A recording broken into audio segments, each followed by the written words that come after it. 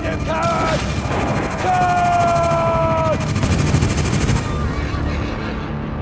Washington is, without question, the greatest hero and leader in American history, but he's a stranger. I, George Washington, do solemnly swear. People see him more as a monument than a person. But you can't understand him unless you acknowledge that he was human. That I will faithfully execute the office of President of the United States.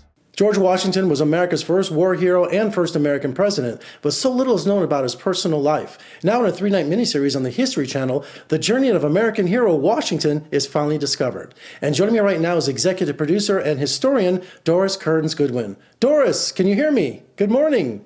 Good morning, Jeff. I can hear you fine. Doris, this is such a thrill. I'm such a big fan of yours. I've seen you on all the news programs and all the talk shows, so this is a total thrill. Yay, thank you.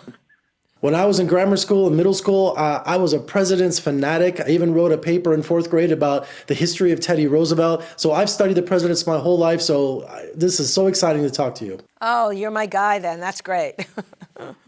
I think most Americans know that George Washington was our first president. He couldn't tell a lie. He chopped down the cherry tree. He had wooden teeth. There's so many things to talk about with George Washington.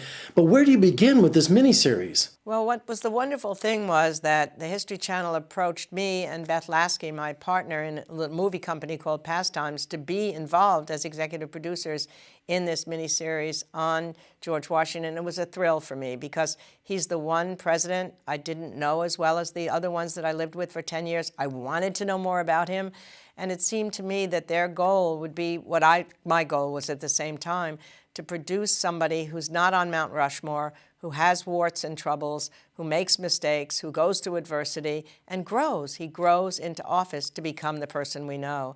So by starting with the early mission when he's a British officer, on a mission that's going to turn out to be a great failure, and then go back to his adversity as a child when he's 11, and then go forward again to other battles when he's only 23 or 24, and watch him develop. It seems to me it was the right way to make him accessible to people.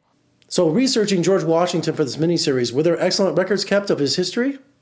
Well, what there were, thankfully, there were letters that he wrote at the time of some of the battles. There were more letters that he wrote to Martha. If only she had saved them. She destroyed a lot of them. I could go back and I'd just take them out of the fireplace if I could, take them away from her.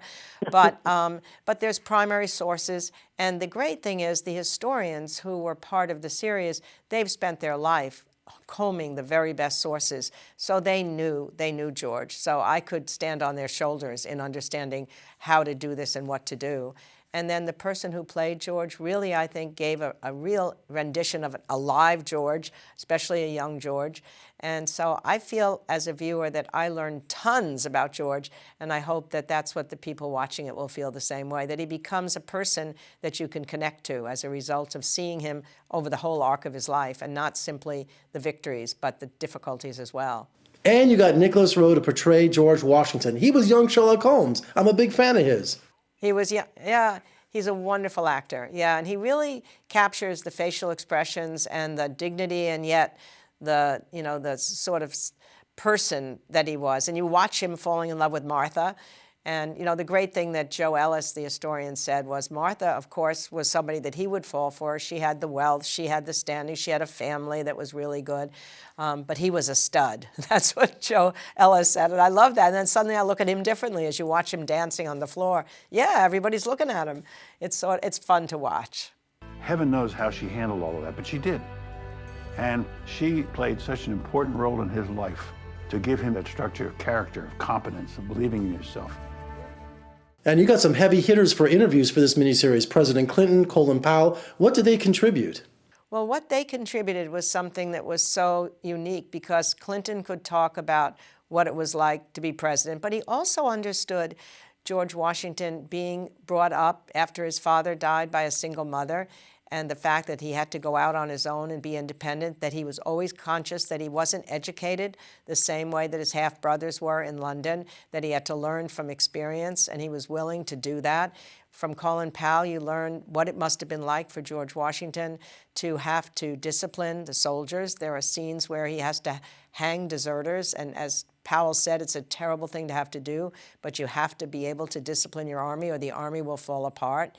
He also understands that when George Washington sees death and devastation in one of those earlier battles at such a terrible level, this is the worst, Colin Powell says, this is the worst, that then no longer is he the same person, that war can no longer be romantic, it's no longer an adventure.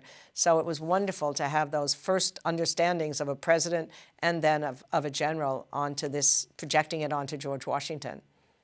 And I hear it's really exciting for you to go to George Washington's home in Mount Vernon for the world premiere of this miniseries. I mean, we're going to be doing the premiere actually in Mount Vernon, and it's just actually had a renovation. I've been through it once before, but I can't wait to go through it again. I mean, again, you see, this is the place he built. This was the place where he found his relaxation. This was his solace.